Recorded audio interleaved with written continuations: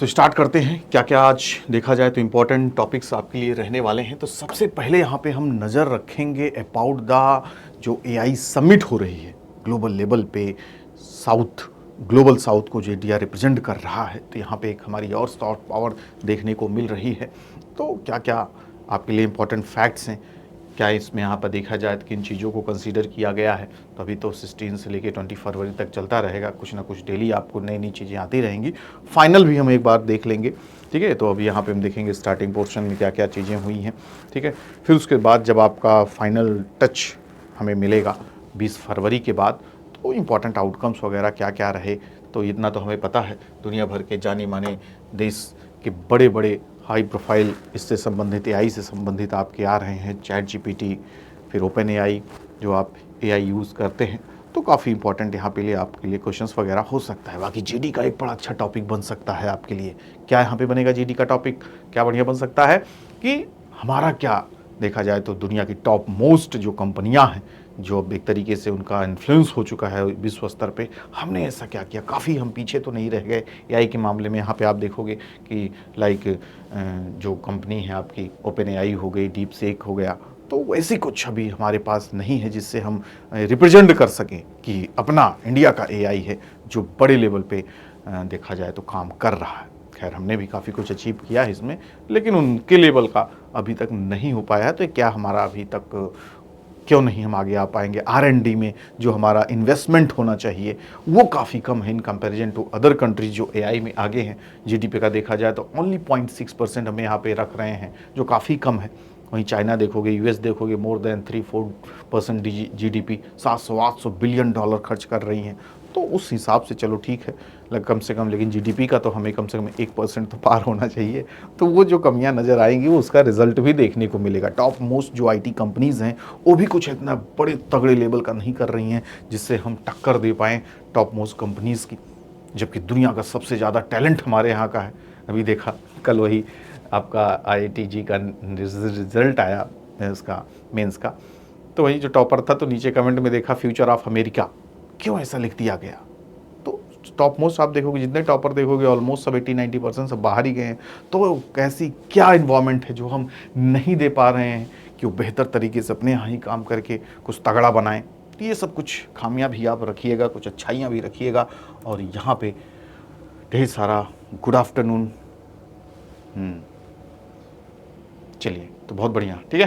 तो हम बात करेंगे जो ऑलरेडी आपकी एआई इम्पैक्ट समिट स्टार्ट हो चुकी है, ठीक है। फर्स्ट ग्लोबल एआई समिट है जो हम यहाँ पे इंडिया होस्ट भी कर रहा है। ग्लोबल साउथ को हम पूरी तरीके से रिप्रेजेंट कर रहे हैं।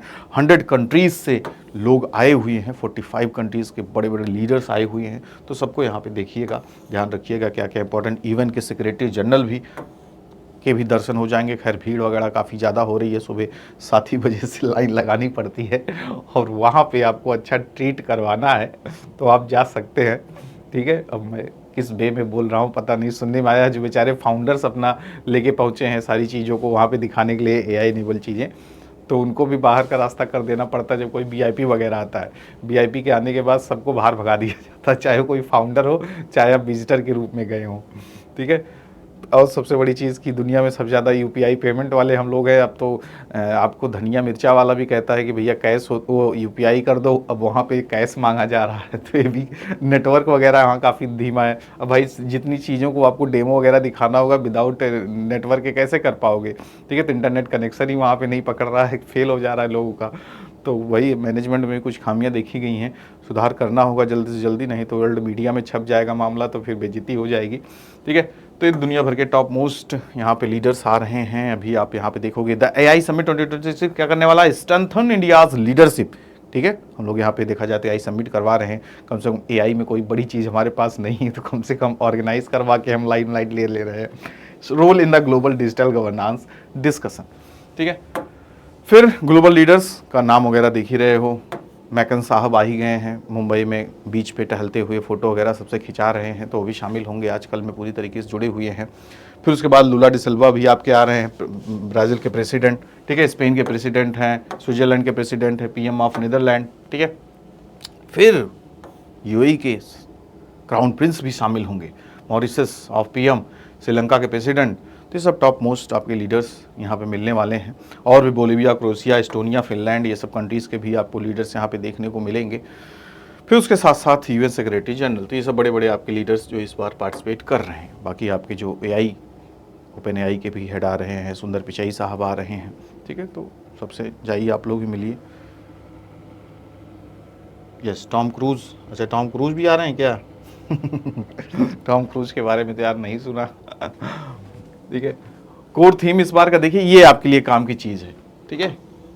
किस सूत्र पे, कितने सूत्रों पे इस बार थीम वगैरह इसका रखा गया है? तो 3 सूत्र। द एआई समिट जो है आपका is structured around 3 fundamental pillars. वो 3 फंडामेंटल पिलर्स जिस पे आधारित है आपका ये बेस्ड है, तो उसको सूत्र कहा गया है। सूत्र मतलब आप देखोगे बधा हुआ किस चीज में, ठीक है, धागे में।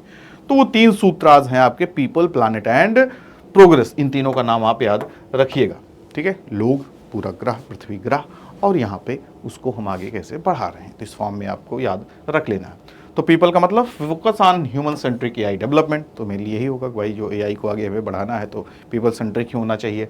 Ensuring inclusion, safety and ethical standard, ठीक है। हर चीज़ को ध्यान में रखते हुए, दायरे में रखते हुए, इतना भी यूज़ नहीं कर लेना है कि काफ़ी नुकसानदेहक हो जाए। तो एथिक्स को ध्यान में रखते हुए प्लैनेट यानी प्रमोटिंग सस्टेनेबल एआई सिस्टम हमें करना है, aligning with the climate and environmental goal, ठीक है। मतलब सस्टेनेबल वे में कि नुकसान ना हो इन्वायरमेंट को, ये सब सारी चीजें।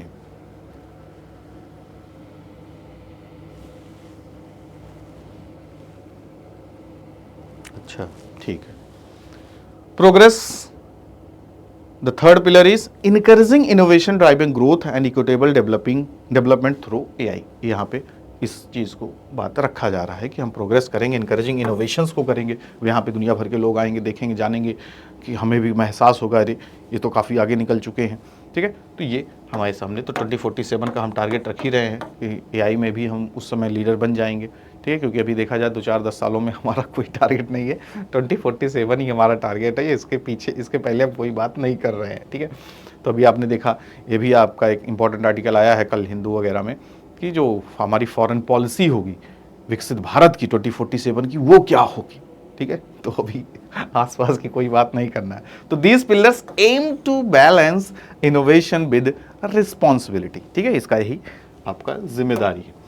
7 चक्र की बात हो रही है, पिलर्स को भी ध्यान रखिएगा, सूत्र की भी बात रखिएगा, चक्र की बात रखिएगा। चक्र क्या है? तो इसको पूरे एआई इम्पैक्ट जो आपका सबमिट हो रही है, तो उसको एक स्ट्रक्चर में रखा गया है, कहाँ कहाँ क्या क्या चीज़ें होंगी, ठीक है। The summit discussions are organised into 7 chakra. 7 चक्र समझ लीजिए, 7 कैटेगरी समझ लीजिए, ठीक है। तो उसमें पूरा डिस्कशन सारी चीज़ों को रखा गया है, ठीक है। ह्यूमन कैपिटल पे होगा, एक चक्र रखा गया है। Inclusion for the social empowerment, ठीक है। Safe and trusted AI, science, resilience, मतलब हर चीज़ को कंसीडर करके उसको 7 चरणों में, 7 आपके चक्र में रखा गया है, ठीक है। इनोवेशन एंड एफिशिएंसी, मतलब आप समझ लो एक वॉल्यूम में उसकी बात होगी। आज इनोवेशन एंड एफिशिएंसी पे बात होगी, या एक ही दिन में 2-2 चीज़ों पे बात हो जाएगी। Democratizing AI resources and AI for the economic development and these are the 7 चक्र, ठीक है। तो दीज चक्र, अब यहाँ पे देखिए सबका मतलब भी आप बता दीजिएगा। हाउ मेनी चक्रा? 7 चक्रा। तो इन चक्र का मतलब दीज चक्र reflect India's structured and inclusive approach towards AI governance, ठीक है। ये बता देंगे हम। तो हमारे लिए क्यों ये ज़्यादा मैटर रख रहा है, हमारे लिए क्या इसका इंपॉर्टेंस है, या हम कहाँ खड़े हैं, या देखा जाए तो इसका हमें क्या फ़ायदा मिलने वाला है, ठीक है भाई। है ये इंडिया में हम ऑर्गेनाइज़ किए हैं। तो why AI impact summit 2026 matters for India, ये प्रश्न आपसे अगर पूछ ले तो आपकी क्या जानकारी रहेगी, ठीक है।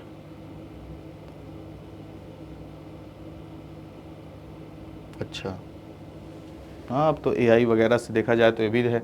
आज के समय तो जो आपके सीक्वेंस, फाइटिंग सीक्वेंस वगैरह भी बनाए जा रहे हैं, वो भी एआई से ही बनाया जा रहा है। अब वो पुराना वीएफएक्स, पुराना मतलब पहले की बात होगी, सब कुछ एआई कर देगा, ठीक है। तो फाइट सीन में आपको लगेगा कि असली फाइट सीन टॉम क्रूज कर रहे हैं, इतने बड़े लेवल का स्टंट कर रहे हैं, पता चला एआई है। अभी कुछ वीडियोज़, कुछ फिल्मों के उनके सीन वगैरह शूट किए गए हैं।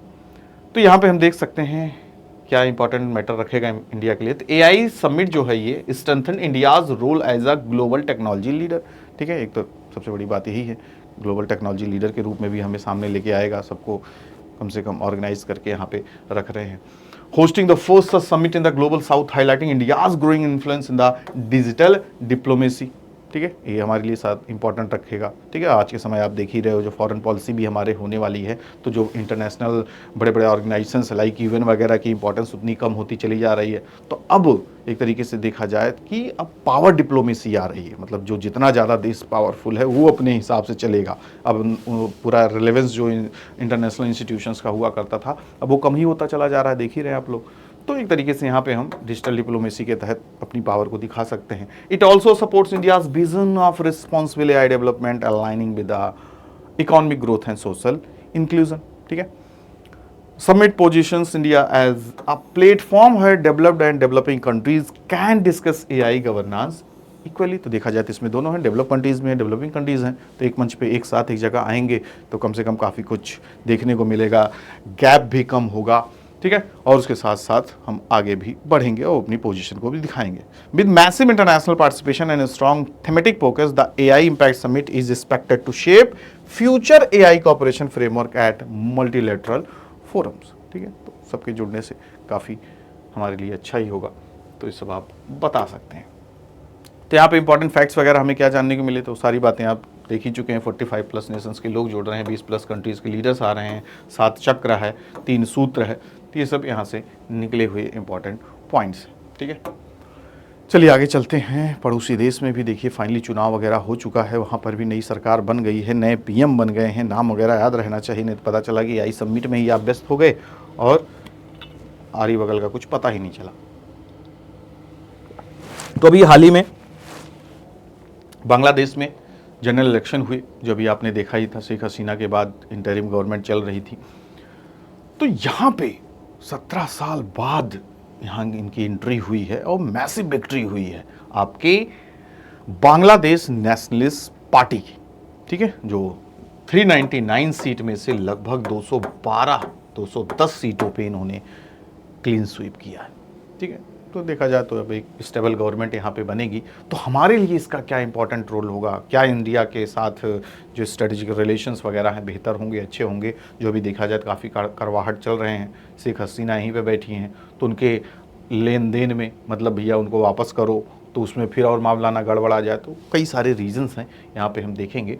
तो अभी आपके देखिए लोकसभा स्पीकर भी पहुँच गए हैं वहाँ पे, उनसे मिलने लेटर दे के आए हैं, निमंत्रण पत्र वगैरह मोदी जी का कि आइए, समय मिलने के बाद आप अभी सेलिब्रेशन कीजिए, उसके बाद आइएगा, इंडिया में मिला उला जाएगा, तो चाय पानी करा के थोड़ा गले वले मोदी जी थोड़ा एक बार मिलेंगे तो रिलेशन शायद बेहतर हो जाए। बेहतर होना भी ज़रूरी है क्योंकि काफ़ी पड़ोसी हैं, काफ़ी जहर भरते रहते हैं यहाँ के लोग हमारे यहाँ के लिए। ठीक है, तो यहाँ पर देखा जाए तो इनका नाम आपको काफ़ी ज़्यादा ज़रूरी है। ठीक है, अभी रिसेंटली कौन बने बांग्लादेश के प्रधानमंत्री या जो लीडर हैं, तो इनका नाम है तारिक रहमान। तो इनकी माता जी काफ़ी बड़ी लीडर रही हैं। ठीक है, जिनका नाम था खालिदा जिया, अभी लास्ट ईयर उनकी डेथ हुई, तो उन्हीं के सुपुत्र हैं ये। तो यहाँ पे फाइनली इन्होंने बड़े लेवल पे विक्ट्री की 2026 के जनरल इलेक्शन में। तो देखा जाए यहाँ पे अवामी लीग जो यहाँ पे शेख हसीना की पार्टी थी वो फाइनली ख़त्म भी हो गई, उनको ख़त्म ही कर दिया गया कि तुम पार्टिसिपेट ही नहीं कर सकते चुनाव वगैरह में। तो एक तरीके से एक तरफा जीत थी, छोटी मोटी पार्टियां वगैरह थी जो इनको का सपोर्ट की थी, उसके साथ साथ जो अदर अलायंस बना था, अदर आपका अपोजिशन पार्टी थी, उसमें भी लिमिटेड उसने सीट वगैरह जीती। तो Awami League previously led by out prime minister Sheikh Hasina remain barred from participating at its registration state suspended. Registration वगैरह, पार्टी का रजिस्ट्रेशन वगैरह ही खत्म कर दिया गया था। अरे वाह, यहाँ पे तो सारी जानकारी पहले ही आप दे चुके हैं चलो बढ़िया है, जानकारी होनी चाहिए, बहुत इंपॉर्टेंट है। ठीक है, तो सभी पूछा जाता है। तो और क्या क्या हुआ इस जनरल इलेक्शन के साथ साथ, रेफरेंडम आउटकम, किस चीज पे रेफरेंडम कराया गया, तो आपको पता होगा जुलाई चार्टर वगैरह रिफॉर्म्स वगैरह की बात की गई थी, ढेर सारे 84 रिफॉर्म्स की बात की गई थी इन द बांग्लादेश। ठीक है, जुलाई चार्टर का नाम उसको दिया गया है। तो उस पर भी रेफरेंडम कराया गया कि लोगों की क्या राय है। तो उसमें नंबर ऑफ थिंग्स थी कि एक प्राइम मिनिस्टर 2 टर्म से ज़्यादा नहीं हो सकता। फिर उसके बाद आपका जैसे हमारे यहाँ 2 हाउसेस हैं लोकसभा और राज्यसभा, उसी तरह यहाँ पे 2 हाउसेस का रिफॉर्म लाया गया, 2 हाउसेस होंगे। तो इस तरीके से कई सारे सुधार थे। ठीक है, women's participation in the politics, ठीक है, वो भी आपका बढ़ाई जाएगी सीटें वगैरह। तो इस तरीके से 84 यहाँ पे रिफॉर्म्स रखे गए थे। तो उसमें भी लोगों ने पार्टिसिपेट किया, यस और नो चुनना था। तो यहाँ पे देख रहे हैं 70 to 73% ऑफ द वोटर ने इसको यस बोला, हाँ ये जुलाई चार्टर बिल्कुल सही है, होना चाहिए। ठीक है, तो वही इसमें देखिए बातें थी। Imposing a 2 term limits for the prime minister, restructuring parliament into a bicameral legislature, establishing a neutral caretaker system to oversee future election, ये भी अच्छी चीज यहाँ पे रखा गया। Increasing women representation and strengthening judicial independence, ठीक है, जुडिशियल इंडिपेंडेंसी होगी, वीमेन का रिप्रेजेंटेशन होगा। तो ये सारे रिफॉर्म्स थे इन द जुलाई चार्टर, इसमें वोटिंग वगैरह हुआ, जो यहाँ पे देखा गया कि मोर देन 70% लोग सहमत थे। अब यहाँ पे काम की बात अपनी आ गई की इम्प्लीकेशन फॉर इंडिया, हमारे लिए क्या जरूरी है, क्या फायदा है। तो सिक्योरिटी रिस्क सबसे पहले तो यही है, सुरक्षा। North east India's internal security is at renewed risk at the new regime may adopt an accommodative stance toward the dormant insurgent group, क्योंकि वहाँ पे भड़काने वाले लोग बहुत हैं, ठीक है, हमारे खिलाफ काम करने वाले लोग बहुत हैं। तो एक तरीके से यहाँ के लिए काफ़ी खतरा हो जाता है सिक्योरिटी पर्पज़ से, आना जाना, आतंकवाद को बढ़ावा देना या जो उग्रवाद को बढ़ावा देना, ये सब सारी चीज़ें हैं। तो वो भी एक तरीके से अगर सब कुछ बढ़िया रहेगा तो ठीक रहेगा, नहीं ठीक रहेगा तो ये सब हमारे लिए रिस्क हो सकता है। एक्स्ट्राडिक्शन क्राइसिस कैसे, bilateral diplomatic channels will be strained by new government formal pursuit of Sheikh Hasina extradition, मतलब यहाँ पे और एक दिक्कत आ सकती है। अगर नई सरकार आई है, वो मांग करे कि भैया आप शेख हसीना को हमें सौंपिए, और यहाँ पे हम कहेंगे ना भैया हम चाइना से लड़ लिए थे उनके चक्कर में, दलाई लामा के चक्कर में, तो इनके लिए भी लड़ लेंगे कि क्या दिक्कत है, क्योंकि हम अतिथि देवो भवा, और हमारा वो है कि भाई कोई हमारी शरण में आया तब उसको ऐसे नहीं सौंप देंगे। तो यहाँ पर भी हमारे लिए रिस्क हो सकता है, मनमुटाव बढ़ सकता है। कनेक्टिविटी प्रोजेक्ट भी कई सारे आपके देखा जाए तो प्रोजेक्ट वहाँ चल रहे हैं, चलते रहते हैं, तो उसमें भी गड़बड़ी हो सकती है। Regional integration faces setback as the administration plans a strategic review of key transit agreement, आना जाना सामान वगैरह, including energy pipelines and port access, सारी चीज़ें जुड़ी हुई हैं, तो सब पे प्रभाव पड़ सकता है, इफेक्ट हो सकता है, ठीक है। बॉर्डर फ्रिक्शन तो है ही है, काफ़ी आप देख ही रहे हो कि ज़रा सा कुछ गड़बड़ होता है उधर से लोग भागना शुरू कर देते हैं, बंगाल पूरा भर ही जाता। तो operational tension is expected along the frontier as the BNP manifesto mandates zero tolerance policy on border killings and alleged pushings, ठीक है। वाटर डिप्लोमेसी, यहाँ पर भी कुछ कॉन्फ्लिक्ट ना हो जाए, ठीक है, पानी को लेकर अक्सर देखिए हम लोग भिड़ते रहते हैं। नेगोशिएशन में become contentions in Dhaka priorities, equitable redistribution होना चाहिए for the Teesta and Padma river ahead of the Ganga water treaties 2026 expiry. और क्या है, जियोपॉलिटिकल शिफ्ट भी होने के चांसेस हैं। इंडियाज रीजनल इन्फ्लुएंस में wane as Bangladesh recalibrates its foreign policy towards a diversified partnership deepening ties with China and Pakistan, ठीक है। तो ये सब बातें हम रख सकते हैं यहाँ पे। फिर उसके बाद जो सबसे ज़्यादा इम्पॉर्टेंट है जानना भी, हाल ही में आपने सुना होगा अबाउट द वाइट रेवोल्यूशन 2.0, यानी दूसरा वर्जन आ चुका है यानी पहले वाले वर्जन की अपार सफलता के बाद, ठीक है। अपार सफलता कैसे भाई, मिल्क प्रोडक्शन में दुनिया में हम टॉप मोस्ट पे हैं। तो अब ऐसा क्या होता नहीं है कि आपने तो सब कुछ हासिल कर लिया, फिर उसके बाद ऐसा क्या है कि 2.0 लाना पड़ा। तो कुछ कहीं ना कहीं दिख रहा था कि ये चीज़ें भी अगर इंक्लूड हो जाएं तो हम और भी नंबर 1 पे हो जाएंगे, ठीक है। और भी नंबर 1 पे क्या, नंबर 1 मतलब और ज़्यादा हमारा प्रोडक्शन बढ़ जाएगा, ठीक है, जो भी फिलहाल चल रहा है। तो उसी को ध्यान में रखते हुए यहाँ पे जो जेंडर गैप भी थोड़ा देखने को मिल रहा था, तो वो भी बढ़ाने, देखा जाए तो मोर देन 70% पार्टिसिपेशन है वीमेंस का, ज़्यादा ही है इन कंपेरिजन टू मैन। तो क्या किया गया सेंट्रल गवर्नमेंट के द्वारा, यहाँ पे लॉन्च कर दिया गया cooperative led white revolution 2.0 to expand, ठीक है। किसको एक्सपैंड करना है, डेयरी कोऑपरेटिव्स। तो ऑलरेडी देखा जाए तो डेयरी कोऑपरेटिव्स तो इससे जुड़े हुए हैं, चाहे मिल्क का दूध पीजिए, कोई भी दूध आप यूज़ कर रहे हैं तो डेयरी कोऑपरेटिव सोसाइटीज़ ही हैं, ठीक है। तो डेयरी कोऑपरेटिव सोसाइटीज़ को और आगे करना, बूस्ट रूरल एम्प्लॉयमेंट, ठीक है, रूरल एम्प्लॉयमेंट का ज़्यादा रोल होता है, और ज़्यादा यहाँ पे बूस्ट करना, लोगों की इनकम बढ़ेगी, लोग इसमें इन्वॉल्व होंगे, एंड स्ट्रेंथन वीमेंस पार्टिसिपेशन, ठीक है, वीमेंस पार्टिसिपेशन को भी बढ़ाना, स्ट्रेंथन करना, ठीक है। तो ये सारी चीज़ें हैं। तो हिस्टोरिकल बैकग्राउंड में आप जाओगे, हिस्टोरिकल बैकग्राउंड में जाओगे तो कहाँ तक जाओगे, इसके पहले जो आपका रिवोल्यूशन था, ठीक है। तो वो कब स्टार्ट हुआ, the national dairy development board, जो इन द ईयर 1965 में इस्टेब्लिश हुआ, और लीडर इसके कौन थे, किसने लीड किया, वर्गीस कुरियन। इन्हीं को देखिए आपको कहा जाता फादर ऑफ मिल्क रेवोल्यूशन। तो चेयरमैन थे, led the institution and strategic base for the Operation Flood. तो एक आपका और पूछ लिया जाता क्वेश्चन, ऑपरेशन फ्लड किससे एसोसिएटेड है, ठीक है, विच रेवोल्यूशन, तो मिल्क रेवोल्यूशन या मिल्क से, ठीक है, production of the milk to increase the production of milk. White revolution, Operation Flood या व्हाइट रेवोल्यूशन 1 पॉइंट पहला वाला version, made India the world largest milk producer by 1998 से ही हम यहाँ पे टॉप पे बैठे हुए हैं। White revolution 2 point is now the modernise, अब यहाँ पे जानने की जरूरत है। इसका क्या मेन फीचर्स है, modernise cooperative expansion with the gender focus, ठीक है। तो यहाँ पे सारे वीमेंस का पार्टिसिपेशन बढ़ेगा। देखिए सब अपना दूध वगैरह लेके आ रही हैं, यहाँ पे रख रही हैं, तो ये लोग भी वैसे देखा जाए 70% है यहाँ पे अभी इनका योगदान। तो अभी करंट स्टेटस हम यहाँ पे देख लेते हैं, मिल्क प्रोडक्शन लीडरशिप में हम कहाँ पे बैठे हुए हैं।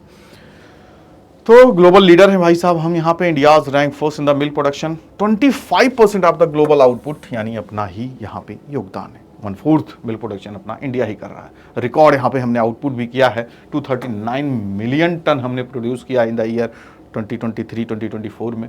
डिकेडल ग्रोथ भी आप यहाँ पे देख सकते हैं कितना है, 63.56% हो गया है, जो 146 मीट्रिक टन से यहाँ पे हम 239 मीट्रिक टन पहुँच चुके हैं, ठीक है। ग्रोथ रेट भी हमारा यहाँ पे देख सकते हैं 5.7% एनुअली है, जो ग्लोबल ग्रोथ रेट जो 2% से भी काफ़ी ज़्यादा है, ठीक है। तो अब यहाँ पे अब देखिए ये डेटा ये इसलिए है कि मिल्क अवेलेबिलिटी स्टैंड्स एट 471 ग्राम पर पर्सन पर डे अवेलेबिलिटी है। इसका मतलब हम लोग कितने लोग तो पी ही नहीं रहे दूध वगैरह, कहाँ हम लोग उतना पीते हैं, तो देखो कितना दूध बच जाता होगा। तो देखा जाए तो आधी जनता तो पी ही नहीं रही है, तो मतलब 1 लीटर समझ लीजिए पर व्यक्ति के हिसाब से हमारे देश में दूध प्रोड्यूस हो रहा है, ठीक है। और दुनिया में भी सबसे ज़्यादा है 322, तो ग्लोबल एवरेज है, यानी 471, लगभग आधा लीटर पर इंसान को दूध मिल रहा है। लेकिन वही है कि सब यहाँ पे कंज्यूम नहीं कर रहे हैं, तो हम अरे आधा लीटर है, बहुत है। तो इंपॉर्टेंट की features of the white revolution क्या है, तो पहला इसका तो एम है व्हाइट रेवोल्यूशन का 50% बढ़ा देना है जो अभी फिलहाल है, ठीक है, in the cooperative societies milk procurement over 5 years, अगले 5 सालों तक, ठीक है। फिर उसके बाद देखा जाए तो जो खरीदारी वगैरह है, प्रोक्योरमेंट है कोऑपरेटिव सोसाइटीज का, इन्होंने भी अपना टारगेट बढ़ा दिया है।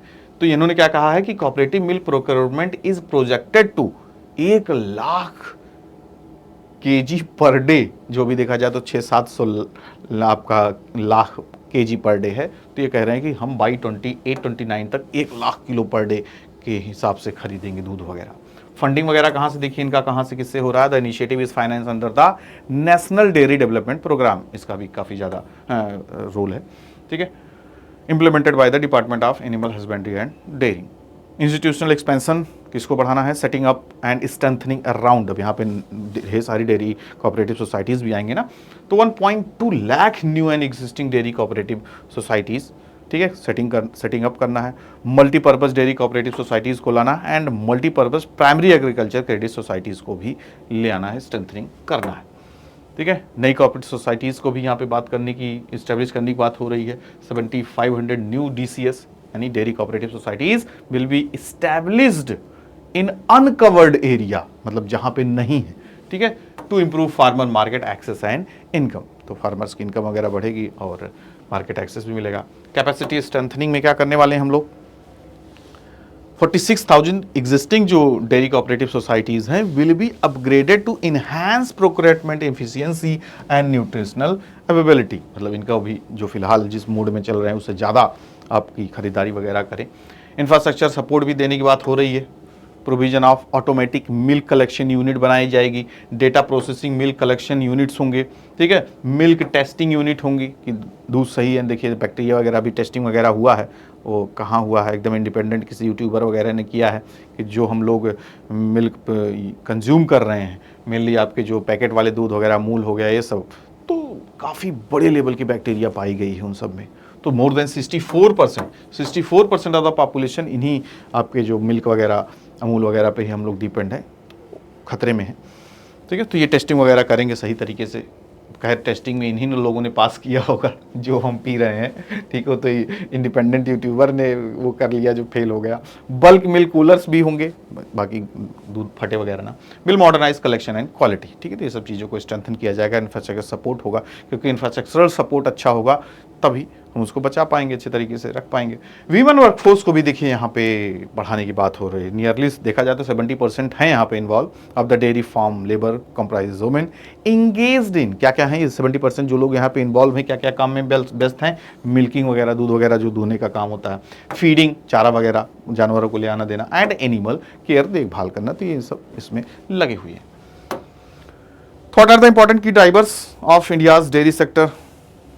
क्या ऐसी कौन कौन सी चीज़ें हैं जो हमें इतने ऊपर ले गई हैं? तो the first one is cooperative network जो हमारा है, एनडीडीबी जो बोर्ड है आपका, national dairy board, around and 1.7 lakh dairy cooperative societies हैं जो organise milk procurement process and marketing का काम करती हैं। ठीक है, तो आज के समय भी काफ़ी बड़ा स्कोप है, काफ़ी ज़्यादा यहाँ पे देखा जाए तो प्रॉफिट का भी मार्जिन काफ़ी ज़्यादा रहता है यहाँ पे, लेकिन देखभाल काफ़ी करनी पड़ती है, तो इतना आसान भी नहीं है कि अपना स्टार्टअप आप शुरू कर लेंगे। Women's workforce 70% of the dairy level driving productivity income and empowerment आपके जुड़े हुए हैं। राइजिंग डोमेस्टिक डिमांड भी है, आप देख ही रहे हैं कितना ज़्यादा आज के समय इवन अर्बन एरियाज से भी पूरा डिमांड रहता है। Milk consumption 471 gram person per day, urbanisation and dietary changes fuel demand. ठीक है, आज के समय देखिए डॉक्टर सलाह देगा आपको, क्योंकि कैल्शियम की कमी ना होने पाए, ये सब सारी चीज़ें, तो दूध जरूर लेना चाहिए। इतना दिन में आप थके रहते हैं तो कम से कम 1 गिलास शाम को दूध ले लेंगे तो चीज़ें सही रहती हैं, लेकिन वह है कि हम लोग पीते ही नहीं। Technological adaptation, milk testing units, bulk milk coolers and automatic milk collection unit, इन्होंने क्या किया है? इंप्रूव किया है क्वालिटी एंड इफिशियंसी को। ठीक है, जेनेटिक इंप्रूवमेंट भी देखे गए हैं, जो क्रॉस ब्रीड्स आपकी गाय वगैरह होती हैं, भैंस वगैरह, cross breeding and indigenous breed conservation enhance पर एनिमल मिल्क की। देख रहे हैं कि एक गाय वगैरह देखिए 8 किलो पर डे दे रहे हैं, 8-10 लीटर दूध वगैरह। ठीक है, तो ये काफ़ी ज़्यादा एक्सेस किए हैं। अभी आपने साहीवाल वगैरह गाय का नाम सुना होगा, या आपने एक गाय तो 40 लीटर पर डे के हिसाब से दूध वगैरह देती है, तो उसको हमने भेजा है वहाँ पे ब्राज़ील वगैरह में। ठीक है, तो दुनिया की सबसे ज़्यादा मिल्क प्रोड्यूस करने वाली गाय है। मार्केट लिंकेज भी यहाँ पे एक इंपॉर्टेंट रोल प्ले किया है। Expanding organise market channels, reduce dependence on the middle man, इन लोग बीच वाले गायब हो गए तो इनकम बढ़ी। ठीक है, next is socio economic significance भी है आपका डेयरी सेक्टर से। ठीक है, कैसे? रूरल इनकम, तो जो लोग गांव से लोग जुड़े हैं तो उनकी इनकम भी बढ़ेगी, तो सोसाइटी में भी उनकी जगह होगी। देखिए जो डेयरी प्रोडक्ट वगैरह शुरू किए हैं, डेयरी वगैरह खोलनी है, उनका दबदबा है, बढ़िया डिफेंडर वगैरह ले रहे हैं। ठीक है, काफ़ी लोगों को रोजगार वगैरह भी दिए, ये बहुत अच्छी बात है। तो व्हाइट रेवोल्यूशन 2.0 का जो टारगेट यहाँ पर भी रखा जा रहा है, 50% rise in the milk procurement from 660 से लेके, वही बताया ना आपको 600 लाख लीटर अभी ये लोग प्रोक्योर कर रहे हैं। अब यहाँ पे टारगेट इनका हो गया है 1 lakh kg per day by 28-29। तो क्या करेगा? Boosting small farmer earning. ठीक है, तो ज़्यादा और भी लोग जुड़ेंगे तभी तो इतना हो जाएगा, ऐसा थोड़ी ना क्या कहे कि कुछ कह लेंगे, तो इसमें ज़्यादा लोग जुड़ रहे हैं तो इनकम बढ़ेगी, सारी चीज़ें बेहतर होगी। वीमेन एम्पावरमेंट भी देखा जाए तो 70% ऑफ द डेयरी वर्कफोर्स यहाँ पे जुड़े हुए हैं। ठीक है, nutritional security, ensure consistent milk availability, जो यहाँ पे लगभग आधा लीटर दूध आपको पर डे मिल रहा है। इम्प्रूविंग प्रोटीन इनटेक, काफ़ी ज़रूरी भी है। Reducing mall nutrition in children, बच्चों को दूध दिया जाएगा तो उनके अंदर मॉल न्यूट्रिशन को पोषण के शिकार नहीं होंगे। नहीं तो देखो कितने बच्चे पतले ही रहते हैं, कोई दुबले रहते हैं, हाइट इतनी है लेकिन वेट ढेर सारा है, तो ये सब उल्टा सीधा नहीं होगा, आपका सही ग्रोथ होगा। ठीक है, दूध पीजिए, चाय पीजिए, लेकिन वही है कि आज के समय कुछ लोग कहेंगे दूध ना पियो, कुछ लोग कहेंगे चाय ना पियो, तो ऐसा भी होता है ना। आज के समय वीडियो वगैरह बना के लोग समझाते रहते हैं, तो पिए क्या, खाए तो खाएं क्या। हर चीज़, कोई भी चीज़ खाओ उसका कोई न कोई वीडियो दिख जाएगा, ये चीज़ नहीं खाना चाहिए। पानी भी आप पीते हो तो भी कोई न कोई वीडियो मिल जाएगा, पानी समय पे नहीं पी रहे हो, पानी कब पीना चाहिए, खड़े होके पी रहे हो तो पूरा नुकसान हो जाएगा, बैठ के पी रहे नुकसान, हर चीज़ में आपको समझाने वाले आ जाएंगे। चाय पीने, बच्चों को चाय मत दो, बचपन से ही चाय मत दो, नहीं तो उनका ग्रोथ रुक जाएगा। फिर कोई कहेगा मैं बचपन से चाय पी रहा हूँ, मेरी हाइट 6 फीट 4 इंच है। तो ऐसे ही चल रहा है सब। ठीक है, न्यूट्रिशन सिक्योरिटी हो गया। इकोनॉमिक आउटपुट भी हमारा यहाँ बढ़ेगा, देख रहे हैं। डेयरी कॉन्ट्रीब्यूट्स कितना कर रहा है? 40% of the agriculture live stock sector output है। 40% यहाँ पे लगभग 11 लाख 12 लाख करोड़ रुपया कमा के दे रहा है dairy sector, and livelihood for the 8.5-9 crore लोग यहाँ पे इन्वॉल्व हैं। तो आप समझ सकते हो यहाँ पे डेयरी सेक्टर काफ़ी इंपॉर्टेंट रोल। रीजनल ग्रोथ भी यहाँ पे देखने को मिलेगा, जैसे कि यहाँ पे UP, Orissa, Rajasthan and Andhra Pradesh, reduce coverage gap जो यहाँ पे लेस देन 10% इन सब regions, and strengthen rural development. तो इनको भी हम बढ़ाएंगे। कुछ स्टेट्स में आप देखोगे काफ़ी कम है, लेस देन 10% है। तो गवर्नमेंट यहाँ पे क्या कर रही है, काफ़ी नंबर ऑफ इनिशिएटिव्स हैं for the development of the dairy sector. तो पहला क्या है, राष्ट्रीय गोकुल मिशन, काफ़ी सुना होगा आपने, ठीक है। गोकुल का मतलब वही गोकुल, आपने वृंदावन में सुना होगा, गाय ही हुआ करती थी, ठीक है, जहाँ आपके कृष्ण जी रहा करते थे। गो मतलब ही गाय। तो it is a central sector scheme है राष्ट्रीय गोकुल मिशन, जो लॉन्च किया गया था इन द ईयर 2014। क्या करने के लिए, to enhance milk productivity through genetic improvement and conservation of indigenous cattle breeds, ठीक है, ज़्यादा से ज़्यादा प्रोड्यूस करना, नंबर ऑफ कैटल ब्रीड्स को इनहेंस करके, आपके ब्रीड्स को बढ़ा के, ठीक है। एनपीडीडी क्या करेगा, national programme for dairy development, ये भी लॉन्च हुआ एक साथ ही उसी साल, एंड रिस्ट्रक्चर्ड इन 2021, और जो चीज़ें रही सुधार वगैरह करके। इसका काम क्या है, develops infrastructure for the milk procurement, processing and marketing nation wide, पूरी तरीके से मार्केट वगैरह तैयार करना। नेशनल लिव स्टॉक मिशन क्या करेगा, रीअलाइंड इन द 2021-22, जो प्रमोट करता है employment, entrepreneurship and productivity in the livestock sector. Livestock health and disease control programme, देखा जाए तो वैक्सीनेशन वगैरह काम करवाता है। Enhance animal health through vaccination and disease prevention, बीमारी वगैरह ना हो जानवरों को, ठीक है। And the last, animal husbandry infrastructure development fund क्या करेगा, लॉन्च इन 2020 में हुआ, जिसका काम है आत्मनिर्भर भारत, ठीक है, आत्मनिर्भर तो हम हो ही गए हैं, ठीक है। Promotes investment in dairy processing and value addition infrastructure, ऐसे क्या चीज़ों को हम ऐड करें जो बेहतर होता चला जाए, ठीक है। तो ये तो हमारे गवर्नमेंट इनिशिएटिव्स रहे। चैलेंजेस भी कुछ देखने को मिल रहे हैं, तो आप कह रहे हो कि सर इसमें तो चैलेंज नहीं हो सकता लेकिन है, कोई भी ऐसे हम लोगों ने अभी तक आर्टिकल का समअप नहीं किया है जहाँ पे हमें चैलेंज ना देखने को मिले। तो क्या चैलेंजेस आ रहे हैं आपके सामने, तो पहला चैलेंज सर देखने को मिला, कवरेज गैप। अगर पूरे देश में एक समान हो जाए तो फिर तो और ज़्यादा सर प्रोड्यूस हो जाए, कहाँ पे कम है। मैनी स्टेट्स जैसे West Bengal, Assam, Orissa, Jharkhand and north east में देखा जाए तो लेस देन 10% विलेजेस तक कवरेज है, जो कि उम्मीद काफ़ी ज़्यादा होनी चाहिए। Have lower cooperative coverage than Gujarat, Kerala and Sikkim, अगर इनसे हम कंपेयर करें जो मोर देन 70% है, यहाँ लेस देन 10% है। तो वो जो गैप है अगर पूरा हो जाए तो और ज़्यादा इंक्रीज हो जाए, तो ये एक चैलेंज है। इंफ्रास्ट्रक्चर डेफिसिट भी देखने को मिल रहा है। मोस्ट डिसीज जो डेवलपमेंट कोऑपरेटिव सोसाइटीज़ हैं, लैक मॉडर्न मिल्क कलेक्शन, तो वही अभी मैनुअल बेसिस, पुराने ढरे ट्रेडिशनल बेसिस पे चल रहा है। टेस्टिंग, चिलिंग यूनिट्स, दूध को ठंडा वगैरह करने के लिए स्थान रखना, ठीक है, resulting in the losses and quality deterioration, तो उसकी वजह से काफ़ी नुकसान हो जाता है, एक चैलेंज है। मार्केट वल्नरेबिलिटी भी देखने को मिल रहा है, कैसे 2/3 of the milk sold through unorganised sector, मतलब उनका कोई हिसाब किताब नहीं, गांव वगैरह में ऐसे ही है। अगर उनको अच्छे तरीके से मार्केट मिल जाए, अगर दाम वगैरह मिल जाए, फ्लैक्चुएशन न हो प्राइसेस में, तो और इंक्रीज हो जाते भी एक चैलेंज है।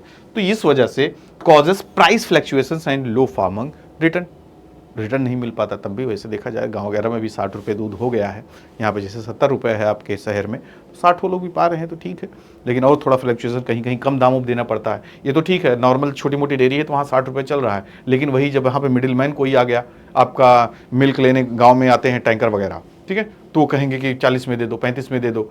वही है कि जो वो रिलेटिव्स हैं एक हमारे, तो वो उनका गाँव वगैरह काफ़ी इंटीरियर में है, उनका ससुराल वगैरह, ठीक है, तो वो बताते कि 35, भैया हमारे यहाँ भी 40 रुपये दूध है एकदम, वो कह रही कि, बता रही थी लेडी थी, तो कह रही है कि आप वहीं सीधा मिल्किंग करवा के ही 40 रुपये 35 रुपये डायरेक्ट, मतलब आप कहोगे कि सर 40 रुपये है, पक्का पानी मिलाया होगा, कहीं नहीं, हम लोग बोले थे वो पक्का पानी मिला के देता होगा, कहीं नहीं, आप सीधा वहाँ दुहवाइए और लेके आइए 40 रुपये लीटर। तो क्या क्या रीज़न है, यही, ठीक है। तो वहाँ रिटर्न क्या मिल रहा है, काफ़ी कम मिल रहा है, क्योंकि आप देखोगे खर्चा पानी तो उतना ही यहाँ पे फार्मर दे रहा है, ऐसा तो है नहीं, लेकिन वही है due to the lack of marketing access, सब सारी चीज़ें, कम पैसे उनको देना मिल रहा है। क्लाइमेट स्ट्रेस भी देखने को मिलता है, कभी बहुत ज़्यादा गर्मी वगैरह आ गया, हीट वेव्स हो गया, वाटर स्कार्सिटी, पानी वगैरह, जानवर काफ़ी पानी वगैरह पीते हैं ना, तो उनको पानी नहीं मिल रहा है, ठीक है, ग्राउंड वाटर देखिए कम हो जा रहा है, ठीक है। एंड फीड शॉर्टेज, चारा वगैरह, हरी घास वगैरह खाते हैं ना एनिमल्स वगैरह, उस समय जैसे गाय भैंस वगैरह हो गए, तो वो नहीं मिल पाता है। अब पहले ज़माने में काफ़ी आपकी अवेलेबिलिटी रहती थी, हम लोग देखते थे बचपन में 10 गाय भैंस घर पे रहा करते थे दादा बाबा के समय, तब वो चीज़ें खत्म हो गई हैं। तो ये सब भी क्या कर देंगी, रेड्यूस प्रोडक्टिविटी। जब कोई खाए पिएगा, आप जैसे खाओ पियोगे नहीं तो क्या ग्रोथ करोगे, तो जब ये ज़्यादा खाए पिएंगे नहीं तो दूध वगैरह ही नहीं देंगे, ठीक है, तो ये सब यहाँ पे शॉर्टेज हो जाता है, ठीक है। तो ये काफ़ी दिक्कतें करती, तो एक बहुत बड़ा चैलेंज है। Women's barriers, despite 70% of the workforce participation, 70% आपका वर्कफोर्स पार्टिसिपेशन है, लेकिन इनको फ्रीडम नहीं है, एम्पावरमेंट नहीं है, मतलब अभी भी ये डिसीजन वगैरह नहीं ले सकती, लोन वगैरह चाहिए तो नहीं मिल पाता, तो ये सब यहाँ पे इनके लिए चैलेंज है। Women's face limited access to credit, training and decision making opportunities. ठीक है, चलिए, तो फाइनली रास्ता बताने का वक्त आ गया है। आगे क्या करना होगा, हमें प्रोडक्टिविटी को बूस्ट करना होगा, promote cross breeding, veterinary services and feed fodder management, ये भी अच्छा हो जाएगा तो प्रोडक्टिविटी बढ़ जाएगी, चारा वगैरह। टू इंक्रीज पर animal yield and resilience, women strengthening, अभी आपने देखे थे ना, चैलेंज था, ठीक है, तो उसको भी मजबूत करना होगा हमें। Support women led cooperatives with the training, credit access and formal recognition in the income and governance. ठीक है, मार्केट स्टेबलाइजेशन भी करना होगा, increase cooperative share in the organise marketing, promote value added products like cheese, ghee. ठीक है, तो इसको भी, उससे जो निकलने वाले भाई चीज़, घी वगैरह सब तो वहीं से निकल रहे हैं, तो हमें इनको भी बेहतर करना होगा, मार्केट स्ट्राइव करना होगा, प्राइस डिटर्मिनेशन भी बेहतर तरीके से करना होगा। कहीं 1000-1200 रुपये किलो घी मिल रहा है, कहीं 500-600 रुपये किलो घी मिल रहा है, तो वो फ्लैक्चुएशन क्यों है, क्या वो मिलावटी है कि असली है, ठीक है, या गांव के मिल की तरह सही है लेकिन वहां तक पहुंच नहीं है मार्केट तक, तो ये सब चीज़ों को ध्यान में रखना होगा। Policy support, implement NPD 2.0 effectively. ठीक है, जो क्या करेगा, provide financial assistance, training and state specific action plan. Climate practices में क्या करना होगा, एडॉप्ट सस्टेनेबल फॉडर। ठीक है, मतलब आसानी से मिल जाए, या देखा जाए तो बीच बीच में, अब आप देखोगे ना खरीफ एंड रबी के फसल, जो खरीफ एंड रबी की जो क्रॉप होती है, तो बीच में 2-3 महीने का जो समय जो होता है, जिसको जायद का सीजन कहा जाता है, उसी में फॉडर वगैरह प्रोड्यूस किए जाते हैं, तो आसानी से वहाँ पे अवेलेबिलिटी हो जाती है। तो उसी तरीके से हमें ध्यान में रखना होगा कि कब कब हम समय निकाल के, या जो क्लाइमेट चेंजेस हो रहे हैं तो उसके अकॉर्डिंग हमें फॉडर के अरेंजमेंट करना होगा। Water efficient and solar powered chilling system रखना होगा। ठीक है, and disease prevention and waste management, तो सारी चीज़ों को ध्यान में रखेंगे तो हमारे लिए सब बेहतर हो जाएगा। तो यहाँ पे हम व्हाइट रेवोल्यूशन को अच्छे तरीके से जान गए, और आगे बढ़ते हैं। पासपोर्ट रैंकिंग फिर से आ गई है, बैक टू बैक 2 महीने में आपको देखने को मिल रहा है। जो आपका देखा जाए जनवरी में भी आया था हेनली पासपोर्ट इंडेक्स, जिसमें हम 80th रैंक पे थे। ठीक है, उसके पहले हम 85th रैंक में थे, तो जल्दी काफ़ी कम समय में हमने यहाँ पे 10 रैंक अपनी बेहतर की है। तो फिलहाल हम यहाँ पे हो गए हैं 75th रैंक। तो अभी रिसेंटली आपका जो इंटरव्यू वगैरह होगा तो उसमें 75th ही रखिएगा। ठीक है, तो India's passport climb 10 ranks in 2026, but why did visa free access drop, मतलब डेस्टिनेशन कम हो गए हैं, तो इसका क्या कारण है। 2 देश निकल गए लिस्ट से, 1 देश आया है, उसके बारे में यहाँ पे हम जानते हैं। तो फाइनली 199 पासपोर्ट्स को कंसीडर किया गया, कितने डेस्टिनेशन को ध्यान में रखती है, 227 डेस्टिनेशन। ठीक है, तो ranking is based on the data from the international air transport association, इसी से डेटा वगैरह लिया जाता है। और किन की चीज़ों को कंसिडर किया जाता है, वीज़ा फ्री एंट्री कैसा है, वीज़ा ऑन अराइवल, या फिर इलेक्ट्रॉनिक ट्रेवल अथॉराइजेशन। ठीक है, तो इन्हीं तीनों चीज़ों को कंसीडर करके रैंकिंग वगैरह दी जाती है। तो ये हमारे काम की चीज़ है। इंडिया की रैंकिंग 2025 में जो 85 थी, ठीक है, 57 वीज़ा फ्री डेस्टिनेशन थे, जनवरी 2026 में 80 हो गया, और फरवरी 2026 में 75 पहुंच गया। ठीक है, 55 डेस्टिनेशन से 56 हो गया है। ठीक है, एक डेस्टिनेशन हमने गेन किया है, गाम्बिया जुड़ गया है, 2 डेस्टिनेशन को हमने गंवा दिया है, ईरान और बोलिविया को। ठीक है, अब क्या कारण है अभी वो भी देख लेंगे हम लोग। ठीक है, तो ये 2 देश अब हम नहीं जा सकते सिर्फ और सिर्फ पासपोर्ट के साथ। कैसे, क्यों, तो देखा जाए तो ईरान ने सस्पेंड कर दिया visa free entry for the ordinary Indian passport holders in November 2025। कारण क्या था, तो decision followed fraud and trafficking cases काफ़ी ज़्यादा बढ़ रहे थे। ठीक है, वादे करके चलो तुम्हें वहाँ मैनेजर बना देंगे, वहाँ पे जो तेल का कुआं है सब कुछ तुम्हारे ही अंडर में रहेगा, तुम जब चाहोगे तो एक आध टैंकर अपने हिसाब से भी ला सकते हो। तो ऐसे ऐसे वादे करके ले गया उनको। ठीक है, वहाँ बेचारे फंस गए, और बाद में पता चला कि हम ट्रैफिकिंग के शिकार हो गए। तो ये सब चीज़ें आ रही थी, तो फाइनली उसने यहाँ पे बंद ही कर दिया। ठीक है, बोलिविया वालों ने भी देखा जाए तो ऑफर दिया था visa on arrival which qualified under the index scoring system. ठीक है, लेकिन अगर आप पहले, मतलब बाद में आप अप्लाई वगैरह करते हो, तो ये उसमें कंसीडर नहीं किया जाता। Bolivia shifted to an e visa system requiring prior approval before travel, तो इसकी वजह से वो जो प्रोविज़न है, जो एलिजिबिलिटी क्राइटेरिया है, तो वो इसने खो दिया, और finally no longer qualifies as visa free under the Henley methodology. ठीक है, तो रैंक वगैरह यहाँ पे आप देख सकते हैं। टॉप पे सिंगापुर काफ़ी समय से बना हुआ है, 192 डेस्टिनेशन पे जा सकते हैं, जब मन चाहे पासपोर्ट उठाए और निकल लिए, ठीक है। तो ये होना चाहिए, इतना ही ताकतवर आपको भी उम्मीद करना चाहिए, अपने देश का भी पासपोर्ट हो ताकि जब चाहें आप निकल लें। जापान साउथ कोरिया बराबर पे बैठे हुए 187 डेस्टिनेशंस के साथ, स्वीडन यूएई 186 और 4 नंबर पे बहुत सारे देश हैं, ठीक है। Belgium, Denmark, Finland, France, Germany, Ireland, Italy वगैरह सब हैं। ऑस्ट्रेलिया, ग्रीस, माल्टा 184 हैं। तो ये सब देखा जाए तो ऐसी कंट्रीज़ हैं जहाँ पे 180-70 देशों में ये लोग आराम से जा सकते हैं जब चाहें। सबसे बुरा हालत यहाँ पे भी देख सकते हैं अफ़गानिस्तान वाले, जब हमेशा बंदूक लेके ही बैठे रहेंगे तो कौन आएगा कौन जाएगा, ठीक है। तो अफ़गानिस्तान, सीरिया, इराक, इन सब की हालत बुरा था। पाकिस्तान भी देखिए, इंशाअल्लाह इनकी भी हालत काफ़ी खस्ता है। नेपाल 35, तो काफ़ी कम स्थिति है इनकी। चलिए आगे बढ़ें। विकसित भारत 2047 जिसकी बात हम कर रहे थे, रीडिफाइनिंग फॉरेन पॉलिसी, ये बढ़िया आपके लिए एक टॉपिक और आ गया है, जो इसकी विधिवत चर्चा हम नेक्स्ट सेशन में ही करेंगे। तो मेनली इसके बारे में बात यही हो रही है, विकसित भारत देख रहे हैं इतने सारे आर्टिकल्स आपको विकसित भारत के, डेली आपको 2-3 आर्टिकल तो मिल ही जाता होगा अलग अलग चीज़ों पे। तो यहाँ पे बात हो रही है 2047 में हमारी फॉरेन पॉलिसी अभी से क्या होगी, जो 2047 तक हमें विकसित भारत बना देगी, और उस समय भी हम किस फॉरेन पॉलिसी के ऊपर काम करेंगे। तो देखा जाए आज के समय, वही आपसे बोला कि जो जैसे यूएन हो गया, यूरोपियन यूनियन हो गया, बड़े बड़े जो इंटरनेशनल ऑर्गेनाइजेशंस हैं, उनकी जो क्या कहते हैं रेलेवेंसी कम हो रही है, ठीक है। उनका जो प्रभाव है, उनका जो इम्पैक्ट है वो कम हो रहा है। अब देश देखा जाए तो अपने अपने हिसाब से चल रहे हैं, अमेरिका क्या कहता था, चाइना क्या कहता है, भारत क्या है। तो इस तरीके से हमें भी अब उस तरीके से अपनी पॉलिसी बनानी होगी, फॉरेन पॉलिसी जो थोड़ा इम्पैक्टफुल रहे। तो वही एज मल्टीलैटरलिज्म इरोड्स, ठीक है, under power politics, power politics चलने लगा, जो जितना ज़्यादा पावरफुल है वही देखा जाए तो रोल प्ले कर रहा है। यूएन कुछ कर पा रहा है, जो चाहे तब ट्रंप बोलते चला जा रहा है, ठीक है।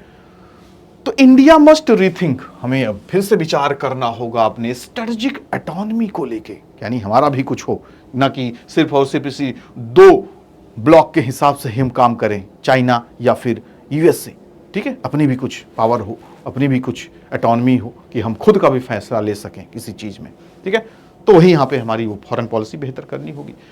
तो वही strategic autonomy, build self strength, यानी अपनी खुद की स्ट्रेंथ यहाँ पे बनाना होगा हर एक क्षेत्र में। डाइवर्सिफाइड ट्रेड, सिर्फ और सिर्फ कुछ ही चुनिंदा देखा जाए तो एरियाज़ में ही नहीं फोकस करना होगा, ठीक है। अदर कंट्रीज़ में भी मार्केट तलाश करनी होगी, लाइक अफ्रीका हो गया, लैटिन अमेरिका हो गया, ठीक है।